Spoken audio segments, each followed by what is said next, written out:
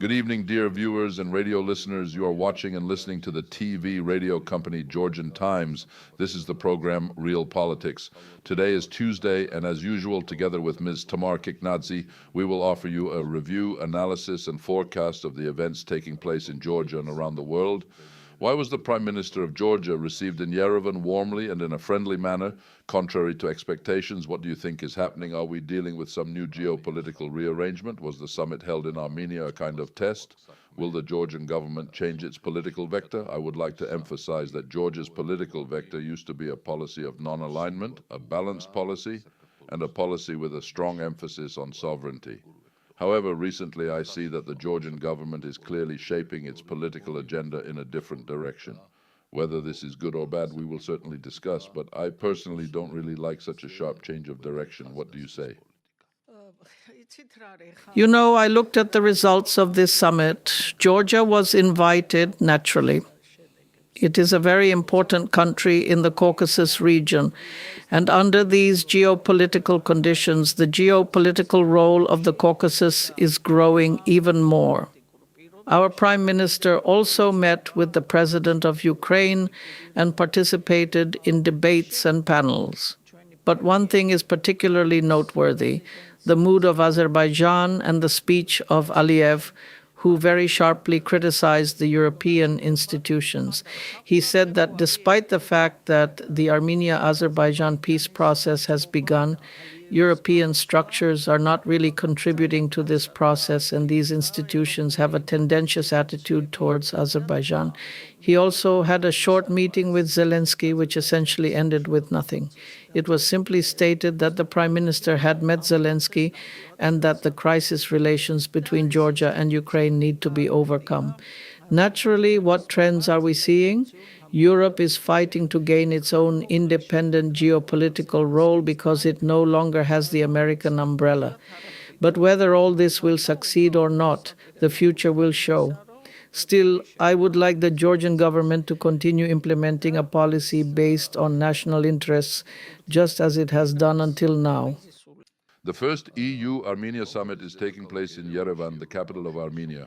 According to the press release of the European Council, the EU-Armenia Summit will focus on strengthening bilateral relations, especially in the fields of energy, transport, and digital technologies, as well as connectivity issues. The leaders will also discuss the progress achieved in ensuring peace, security, connectivity, and well-being in the South Caucasus, as well as current global challenges, including recent developments in the Middle East and Ukraine. How would you assess this summit yourself, Ms. Tamar? I will highlight several factors. First, Armenia is not a central state in the Caucasus. Armenia has no energy potential that it can sell abroad. Armenia has no logistical potential either, unless you mean the Zangezur Corridor, which is an absolute bluff. We said from the very beginning that it was a bluff, and especially after the war. After the America-Israel-Iran war, the Zangezur Corridor is almost impossible to imagine, even in theory. What peace, what well-being, and what progress are they talking about? What does Armenia have to do with Ukraine?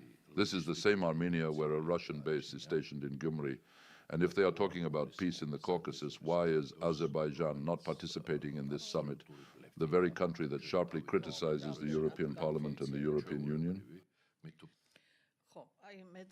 You rightly emphasized that the holding of this summit in Yerevan was mainly conditioned by Pashinyan's need for support because that is exactly what I am emphasizing.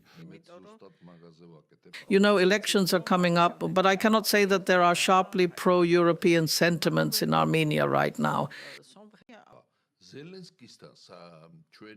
What will the meeting between our Irakli, Kobakhidze, and Zelenskyy give us? Let's delve deeper into this topic. Before we go deeper, we must address Vladimir Putin's extremely important statement. He said that the Russian side would halt combat operations in Ukraine on May 8th to 9th. At the same time, Putin emphasized that if Zelenskyy, who boasted that Putin is scared and therefore asked for a two-day ceasefire so they wouldn't bomb Moscow, carries out an attack on Moscow on May 9th, then the center of Kiev will be bombed with Russian missiles and completely destroyed.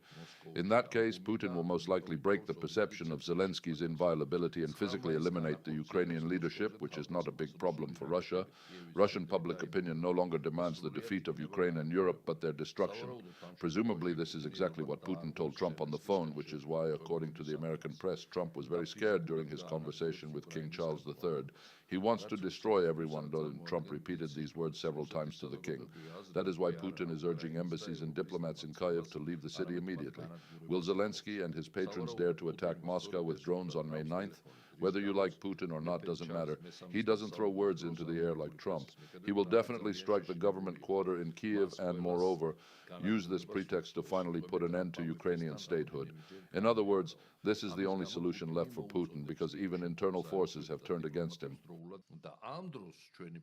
And at this very time, our Prime Minister warmly meets Zelensky.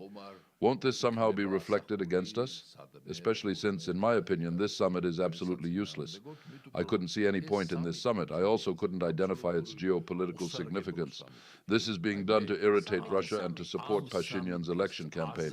And the main emphasis is that Macron is the leader of all this. Macron was presented there. He sang Charles Aznavour's songs, ran in the streets, petted dogs, took pictures with children.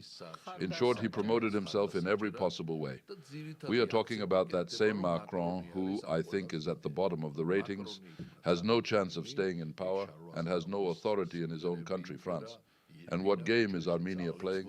Will we not get the same result we got in Hungary, where Vance went, campaigned for Orban, and suddenly everything ended? Orban lost the elections and Mahdi came to power, so that here too some radical opposition comes to power, especially since Germany refrained from participating in this summit and the United States also refrained from participating. But let's see who the alternative to Pashinyan is. There is no such candidate. How is there no such candidate? The owner of Dash Naksutyun is Karapetyan. Yes, but as far as I know, he doesn't have the rating to seriously challenge Pashinyan. Yes, I also think he doesn't have the rating, but why should Pashinyan have a rating? I don't understand that. He is an ordinary representative of a non-governmental organization. Young generation, the young generation that is a victim of this pseudo-socialization, just like part of our young generation. But I agree with you. Such flirting by the Georgian government. However, as I told you, there was no result. The meeting with the president of Ukraine was just a meeting that did not end with the signing of any document. I think the biggest result was that Zelensky shook hands with Kobakhidze. Yes? The main headline of this summit was that Zelensky and Kobakhidze shook hands. Yes, and on Zelensky's initiative. What greater result this should bring, I don't know.